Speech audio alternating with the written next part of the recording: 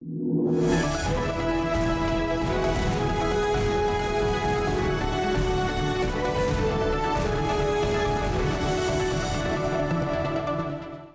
and welcome to 3.0 TV. I am Vishakha Thakur.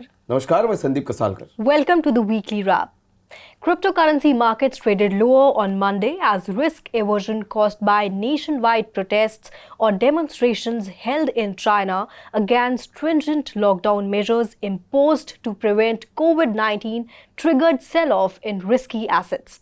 Another crypto company has fallen as a contagion from the collapse of cryptocurrency exchange FTX spread across the industry as BlockFi has filed for Chapter 11 bankruptcy. The Fed has been watching the labor market because they are looking for signs of slowing wage growth. This would be an indicator that the rate hikes are working, and Fed Chair Jerome Powell said rate increases should slow.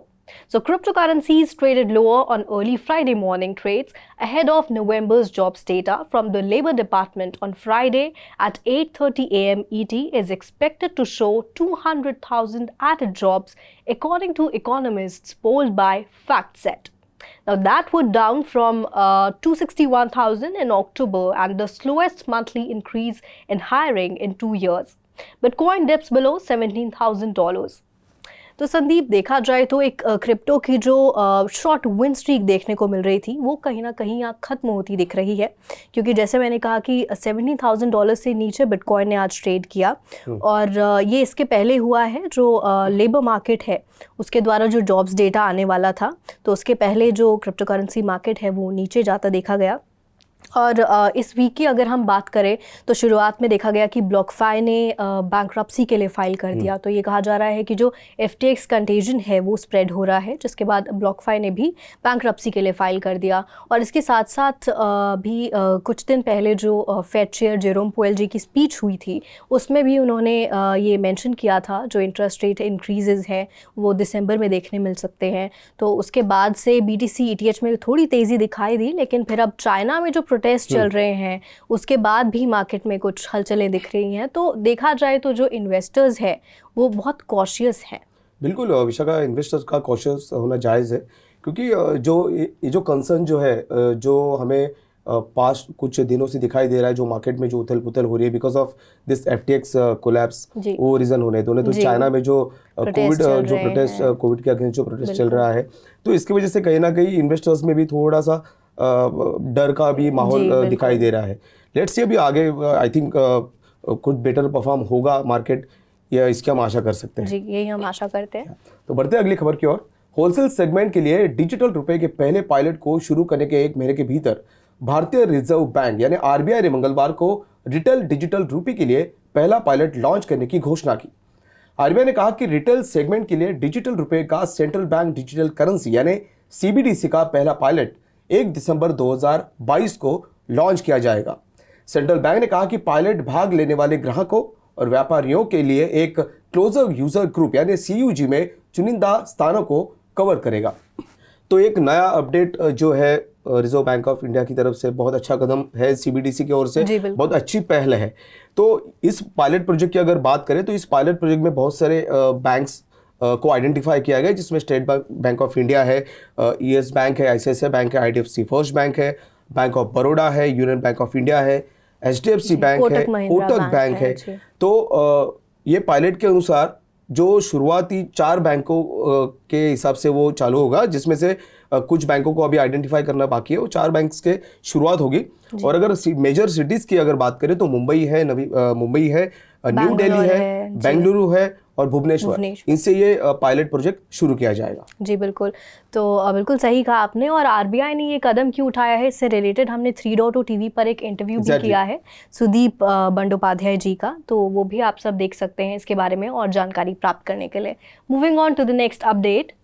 3.0 Verse Limited, a subsidiary of Ticker Limited, provides multi-market trade routing platform to users in domestic and global markets along with knowledge and education facilities through 3.0 Wire, 3.0 University and 3.0 TV.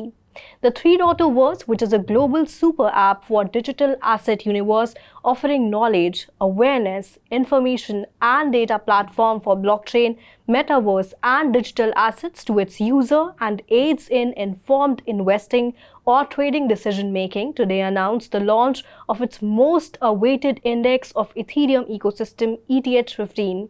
The ETH15 is a broad-based index by market capitalization, representing Ethereum, the second largest blockchain with more than 3,000 coins.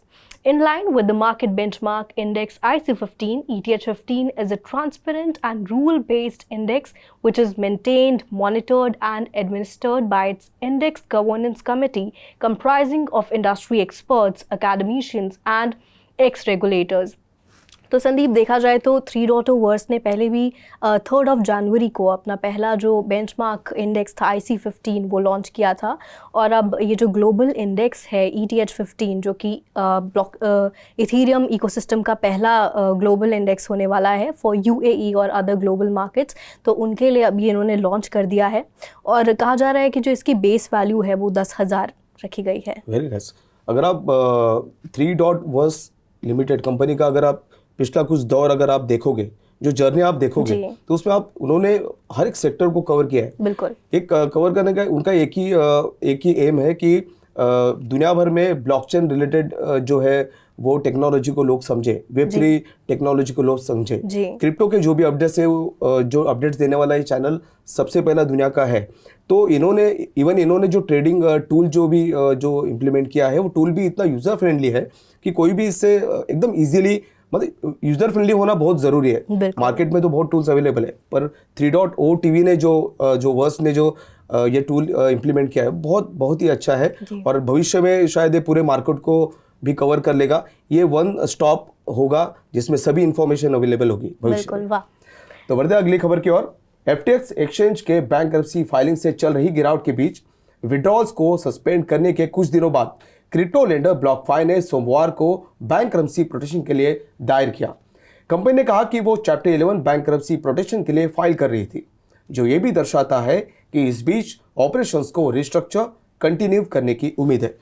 तो BlockFi, जैसे हम पहले भी बात कर चुके हैं, आपने भी बात किया था कि BlockFi चैप्टर 11 के बैंक्रप्सी के लिए फाइल उन्होंने जो किया है, उसका एक रीज़न मैं आपको बता सकता हूँ कि उनको अभी भी उम्मीद है कि रिस्ट्रक्चर करने से और भी बेहतर तरीके से काम किया जा सकता है। तो अगर मैं कुछ इसमें आपको अगर कुछ इनपुट देना चाहूँगा कि BlockFi के पास 257 मिलियन का कैश, $257 मिलियन का कैश अवेलेबल है। 100,000 क्रेडिटर्स उनके पास है। अगर असेट्स एंड लायबिलिटीज़ की अगर बात करें तो 1 to 10 बिलियन डॉलर्स के बीच उनकी असेट्स एंड लायबिलिटीज़ भी है। तो ये बहुत अगर बात करें तो इन्वेस्टर के लिए बहुत अच्छी न्यूज़ है। जी बिल्कुल, तो सही कहा आपने, क्योंकि FTX कोलैप्स के बाद BlockFi ने जो बैंक्रप्सी के लिए फाइल किया, तो इन्वेस्टर्स में देखा जाए तो काफ़ी ज़्यादा कुछ ट्रस्ट भी नहीं रहा एक्सचेंजेस पर। तो उसके तहत बाइनेंस के जो CEO हैं CZ, उन्होंने भी काफ़ी कुछ तरीके बताए थे, या ये भी बताया था कि किस एक्सचेंज में आपको इन्वेस्ट करना चाहिए, या किस तरीके से एक्सचेंज में एक्चुअल में क्या होना चाहिए और क्या नहीं, जो एक आइडियल एक्सचेंज जिसे कहा जा सकता है, उसके बारे में भी हम आगे खबरों में बात करेंगे।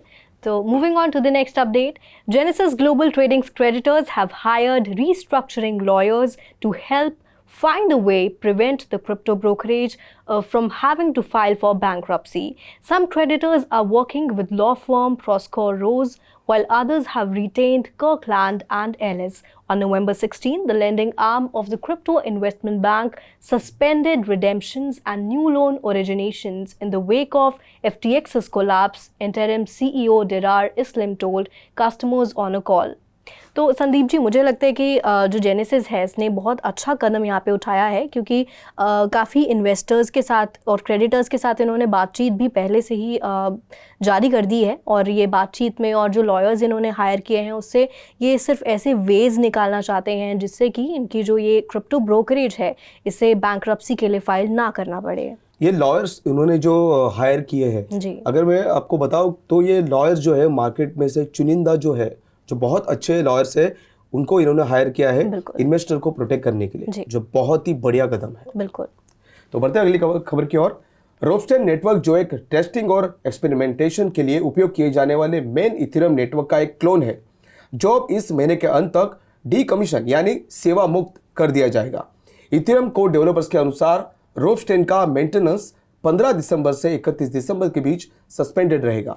इथेरियम कोड टीम के एक ऑफिशियल ब्लॉग ने रोपस्टेन को बनाए रखने वाले सर्विस प्रोवाइडर्स का जिक्र करते हुए कहा कि 15 से 31 दिसंबर 2022 की अवधि के दौरान शेष वैलिडेटर नोड्स के वास्ट मेजॉरिटी को बंद कर दिया जाएगा। इसके बाद रोपस्टेन अब क्लाइंट टेस्टिंग या इंफ्रास्ट्रक्चर टीमों द्वारा समर्थित नहीं होगा।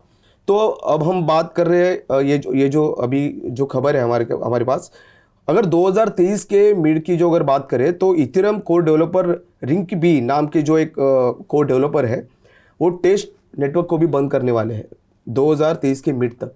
अगर दूसरी खबर में अगर बात करूंगा माइग्रेशन की जी।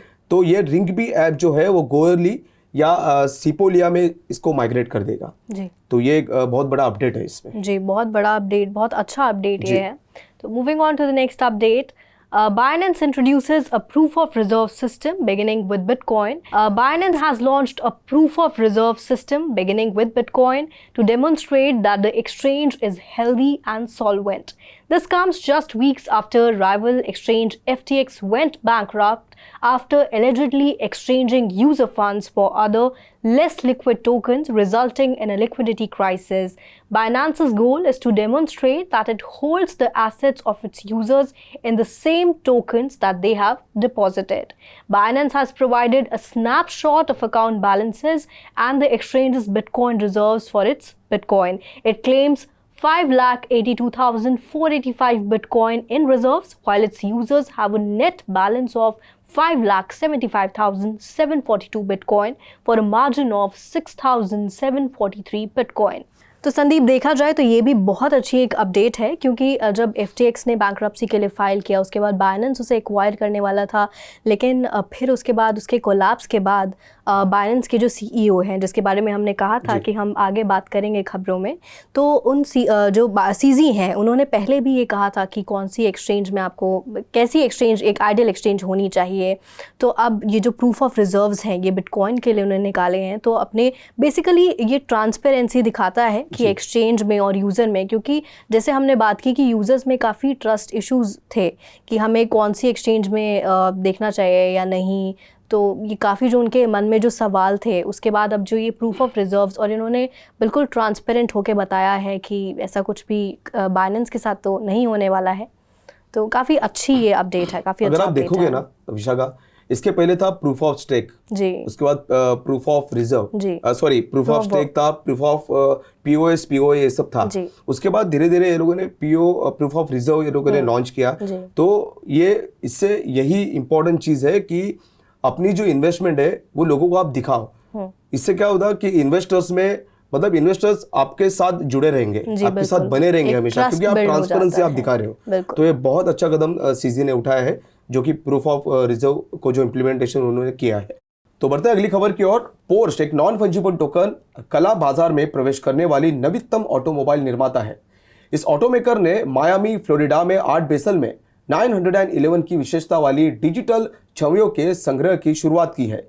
वित्त और IT के लिए कार्यकारी बोर्ड के उपाध्यक्ष और सदस्य लुस मेश्के के अनुसार पोर्श की पहली वेब3 परियोजना क्लासिक पोर्श 911 पर आधारित 7,500 पीसेस NFT संग्रह है।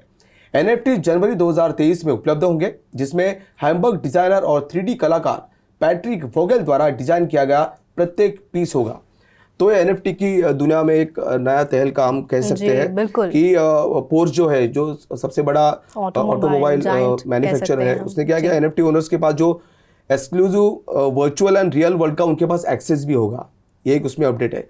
दूसरा अगर बात करें डिजिटल पायनियर की, तो डिजिटल पायनियर जो है वो Web3 जो जर्नी है, Web3 जर्नी में वो भाग ले पाएंगे और उनसे इंटरैक्ट भी कर पाएंगे। ये इसमें अपडेट मतलब बहुत अच्छा अपडेट इसमें। बिल्कुल, तो मुझे लगता है कि पोर्श के बाद अब जो और ऑटोमोबाइल कंपनीज हैं वो भी इंस्पायर होगी जी, बिल्कुल। Moving on to the next update, Animoca brand CEO Yatsu stated that the company is working on establishing a $2 billion fund to invest in metaverse businesses. Animoca Capital's primary concern will be to invest strategically in order to create a Web3 ecosystem and an active market rather than to seek economic returns. तो संदीप, जहाँ कहा जा रहा है कि metaverse जो industry है तो ये 13 trillion dollars to 18 trillion dollars जो इतना इम्पैक्ट इसका हो सकता है 2030 तक। जी बिल्कुल।